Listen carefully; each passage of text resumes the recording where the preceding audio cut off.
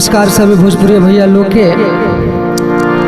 आई भोजपुरी निर्गुण गीत सुनावे जा रहल बानी। गलती हुई क्षमा चाहब।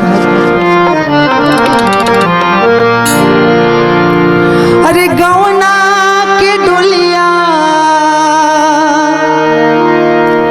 गौना के डोलिया हमारे आ गई। चारि गो कहरिया दुआर आ गई। चारि गो कहरिया दुआर आ गई। गौना के डोलिया, गौना के डोलिया हमारे आ गई। चारि गो कहरिया दुआर आ गई। चारि गो कहरिया दुआर आ गई।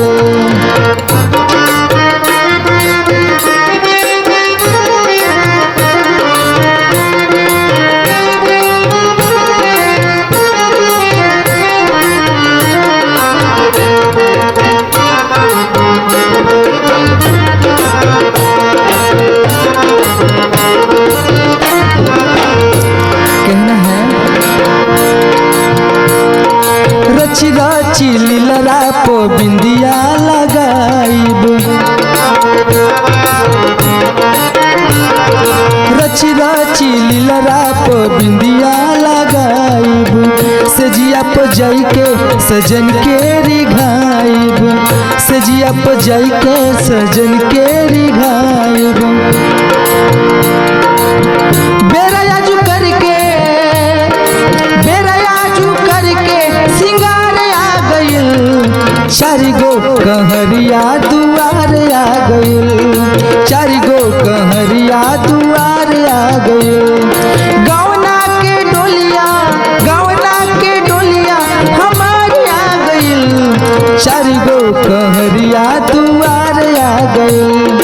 चारि गो कहरिया दुआर आ गइल।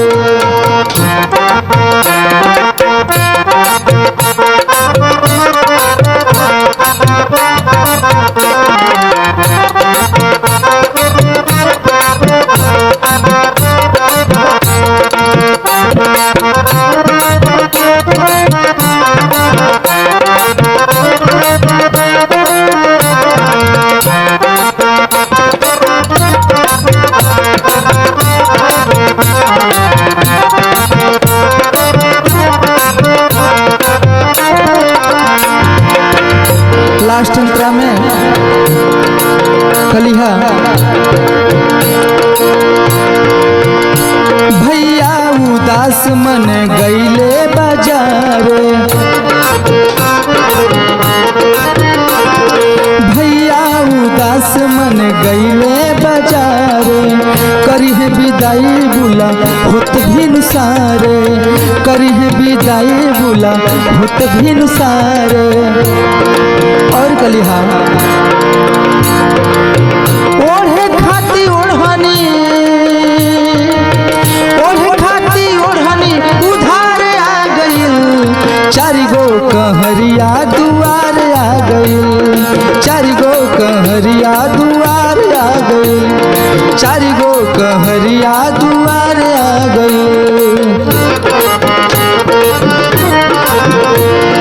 गौना के डोलिया, गौना के डोलिया हमारे आ गइल। चारि गो कहरिया दुआर आ गइल। चारि गो कहरिया दुआर आ गइल। चारि गो कहरिया दुआर आ गइल।